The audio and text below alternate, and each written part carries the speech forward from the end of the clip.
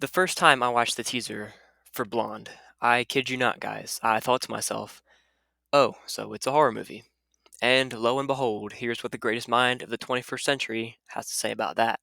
I think that the way to understand Blonde is that it is a horror film. It is a horror film, plain and simple. It is a horror film which portrays a life in which, as I said, childhood trauma is repeated, in which we have a catalogue of kind of, real grotesque cruelty, of, monstrous studio heads, of rapes and abortions, of violent husbands and She's coming.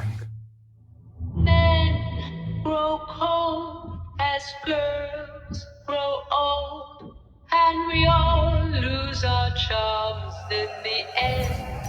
Just that little clip of the trailer should tell you that this is not going to be a happy story. And Blonde is Andrew Dominik's meanest film so far. It's also his longest and his most miserable, and all of that is saying a lot.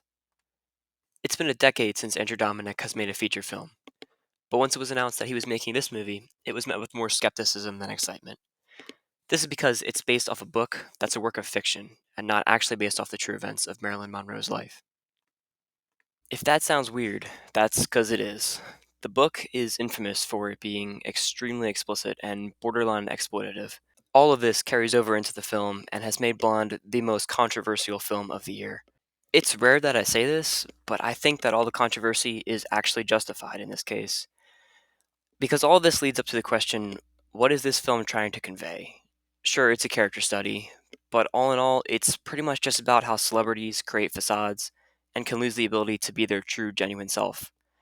This is a great concept for a story, but for some reason, these themes aren't presented as well as they could have been in Blonde.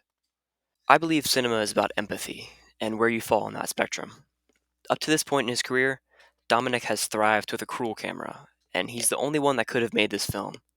However, he absolutely isn't the person who should have told this story. I'd be lying if I said I hated Blonde, but the further I distance myself from my initial viewing, the more it sours on me.